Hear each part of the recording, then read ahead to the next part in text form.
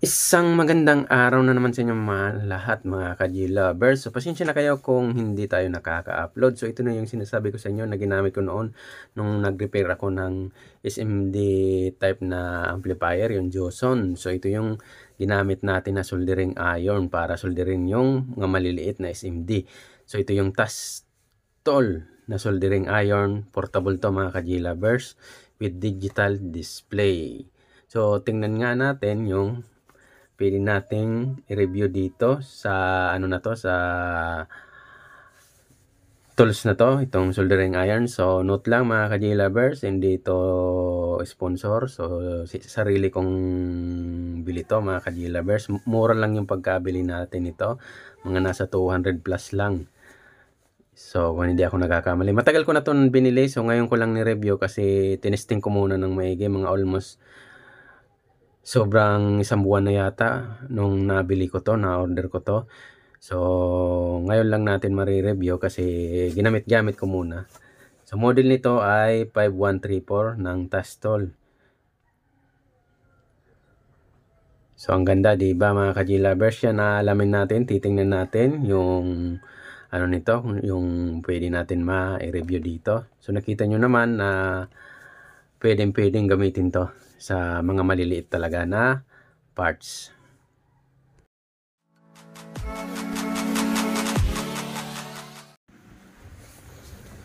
So, bali, ito, nung nasa shop ako nito, so, doon ko yung pina-deliver sa lugar na yon, sa shop. So, ito yung sinasabi ko, yung model nga ng Tastol na to, 5134. So, 5 volts, 3 ampere yan. Type ng charging. Tapos, rated power, 8 watts to 15 watts. So, dimension nito, 177 times 71.5 times to 8 mm. Weight nito ay 104 grams. So, battery capacity, 1,100 milliamp hour. So, yan yung makikita natin. Tapos, mayroon tong 8 second rapid heating. So, memory function, constant temperature.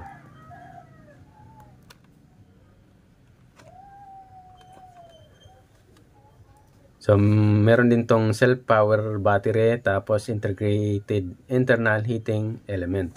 So, ito na yung unit niya na Tastol. Yan.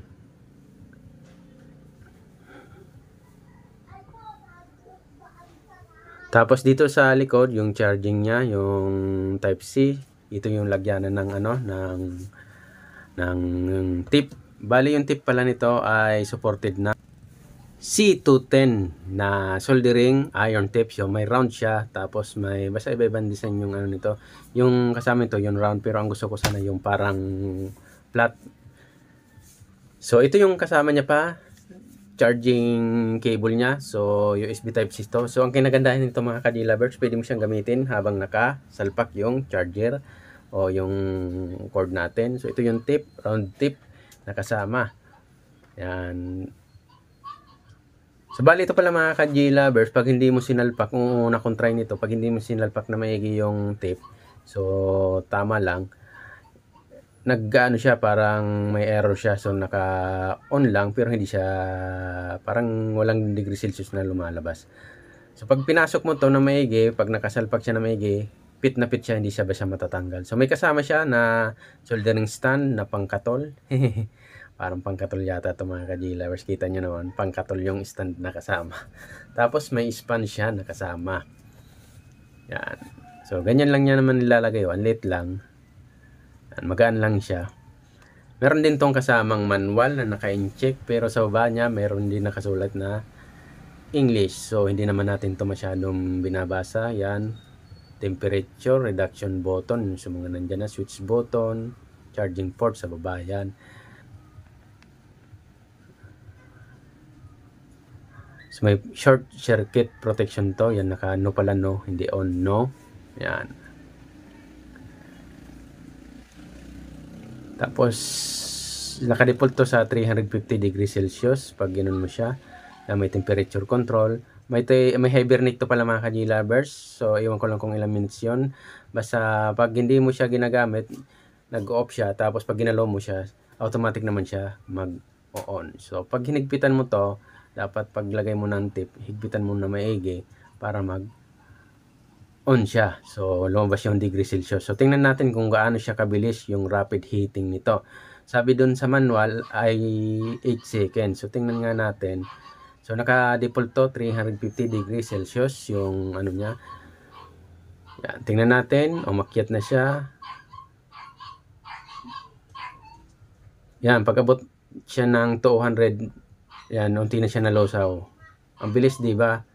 Parang hindi nga parang i-chicken din siguro o labi siguro konti. Yan, 350 degrees Celsius yung yung naka-default nito. Yan, lusaw na lusaw. So nakita nyo, no, nakalagay no, kasi hindi ko napansin, hindi ko pala na isalpak ng maigi. Dapat yung parang naglagatik siya, tik, parang ganon. Tapos naglagatik siya, okay na siya, salpak na siya ng maigi. Okay na yan, hindi na yan basta-basta natatanggal. So hindi na siya magnuno. Bali kung mga maliliit lang naman na isosolder nyo, tatanggalin ng mga parts, so solder nyo mga ganito lang, kain-kain niya. So lusaw na lusaw siya, basta maganda yung soldering lead nyo. Pero pag mga malalaki na lead, tapos may mga tawag yan, may mga temperature na hindi siya uminit, yung parang may bakal, medyo struggle siya doon. Kailangan doon mga malalaki na soldering iron. So okay naman tong gamitin basta maliliit na soldering. Yan, lobat na siya mga ka-G-lovers, kita nyo. Hindi pa to charge, wala pa tong charge, nag-off na siya.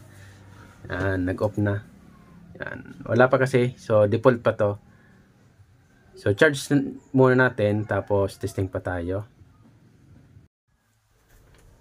Bali ito, nakauwi na tayo sa bahay. Dito ko na lang sa bahay ito ni review. So almost 1 month na nakalipas, or labi pa ng 1 month.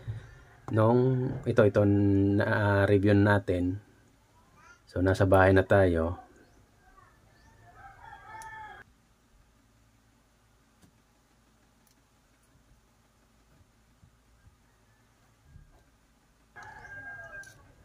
On pala. Pag hindi nakasalpak na maigi, ganyan nakalagay. Pag sinalpak mo siya, saka siya lalabas yung degree Celsius.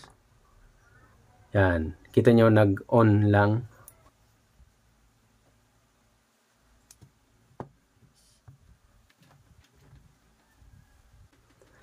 So, ito yung charging port niya. Nung chinarge ko siya, yan ang lalabas. Pag naka-off yan, 75% na, yan, pataas na yan. May percentage siya na lumalabas. Pero pag naka-on siya, may nakalagay na soldering tape. Nakalabas yan, degree Celsius. Tapos mga 1 minute yata, or seconds lang yon, lalabas na naman yung battery percentage niya. So palipat-lipat lang siya pag nakasalpak yung tips. So ito yung voltahe ng niya, tapos yung ampere 0.315 ampere lang. So 315 milliampere yung konsumo niya. So 4.5 volts. So mababa lang yung consume na nito na current, 315 milliampere. So pwede mo siyang gamitin habang naka-charge mga ka-G-lovers, ganyan kung nalobat ka. Kasi nung trinay ko to ng full charge o fully charge, tapos ginamit ko mga 30 minutes, 45 minutes yata, mga ganun, nag-off na siya. So mababa lang kasi 1100 na milliamp hour. So mga ganun lang siguro umabot yon, o 1 oras umabot, tapos nalobat na siya. Kaya kung gusto mong continuous yung paggamit, gamitan mo ng ng charging cord, o i-charge mo siya. So lagyan mo siya ng wire na charging para dire-diretso yung gamit mo. So kung nag-brown out, madalian lang naman, pwede naman gamitin. O may tatanggalin ka lang naman mga SMD, madalian lang naman, mga 1 oras, pwede mo siyang gamitin siya na hindi siya naka-charge. So basta ang importante naka-full charge siya. Yan, kita nyo, pag hindi mo siya ginagamit, tingnan natin yung hibernate nito. Yan. So naka 370 degrees Celsius tayo. So maximum nito 450 degrees Celsius. So, hindi natin alam, wala kasi tayong pan-testing na talagang temperature control para masukat natin yung tamang actual na labas nito kung ito talagang heating niya, yung temperature. Pero yan yung nakalagay sa niya sa display. Pero yung init niya wala akong masasabi, pero hindi lang talaga pwede sa malalaking soldering na iso-solder nyo. So, sa mga maliliit, walang problema tayo dyan. Yan, kita nyo, nag-off siya, automatic. Pag ginalaw mo to, mag-on naman siya. So, kasi siyang lumalamig pag hindi mo siya ginagamit yan. Pag ginalaw mo yan, mag-on ulit yan. Yan yung isang picture nito yan. Pag ginalaw mo, iinit ulit siya. Kaya, minsan, pag hindi mo siya ginagamit talagang hindi mo siya ginalaw, automatic off na talaga siya. Talagang off, mag-on ka naman ulit. Pero pag nagalaw mo ulit, diretso naman gamit mo. Kaya tipid din sa battery. So kita nyo yung solder niya. Basta maganda yung lead mo. Tunaw na tunaw, diba? Yun yung kinagandahan nito. Yan, ang lakas niya. Nakita nyo naman yung ginamit natin to sa mga SMD na nirepair natin na Juson. So ang ganda gamitin. Kaya kung gusto niyo to, mga ka-G-lovers, so maisipan yung bumili nito, lalagay ko na lang yung link nito sa description ng video na to, mga ka-G-lovers. So, basta nasa 200 plus yata yung bili ko na to. Iwan ko lang ngayon kung magkano na to. So, mura to nung nabili ko. So, branded din naman, tas to. So, yan. Kita nyo naman, mga ka-G-lovers, gandang-ganda yung soldering na ito. Saka na-miss ako, ang lit lang, compact na compact sa kamay, so handy. Yan, kita nyo. So bala ko nga sana itong i-tear down, kaya lang nahirapan ako magbukas. Talagang seal na seal, lock na lock siya. So try natin dito sa mga SMD na to. Yan. Tingnan nyo kung gaano siya kabilis magtanggal ng SMD. Yan. Pero mas mabilis din talaga yung malalaki nito. Kaya lang ang problema kung ganito mga maliliit, ang hirap dukutin ng mga malalaking tip. So sa mga maliliit na parts, okay na tong ganito. So kaya lagi ko tong dinadala kasi pag may nire-repair ako ng mga SMD, so madali lang siyang gamitin. So madali lang magtanggal, madali lang magkabit ng parts. So, ginawa ko dito, mga ka-G-lovers, plano ko sana tong i-tear down. Tinanggalan ko pa yan ng tornilyo. Talagang ang hirap. Talagang hindi mahirap buksan. Hindi ko maisip. Nagkasugat-sugat na nga yan. Kita nyo, nagkasugat-sugat na yan. No? Sinungkit ko, ang hirap. Hindi ko makuha yung pagbukas. So, bala ko sanang titingnan yung loob nito. Kung anong battery ginamit, anong mga parts talaga. Pero seal na seal siya. So, hindi ko na lang binuksan. Baka masira pa. Sayang naman. So, bibili na naman ako ulit. So, hindi pa naman to sponsor. Talagang sarili kong bulsa. So, ito, mga ka-G-lovers, kita nyo. Inalisan ko na siya ng plastic sa screen niya para mas malinaw tingnan. So, sa nga mga ka-G-lovers, kung gusto nyo yung na to, lalagay ko na lang ha. Yung nito, link kung nagustuhan nyo. Yung ganitong soldering iron. So, meron naman mga ibang soldering iron na portable. So, ito yung pinili ko. Kasi mukhang branded din to, Tastol. So, kasi dati may gamit na rin ako na Tastol. So, okay naman, tumagal naman. Yan, 8 second rapid heating, yung nakalagay sa box niya. So, thank you very much. Sana bumili kayo. Joke lang. So, maraming salamat, mga ka-G-lovers.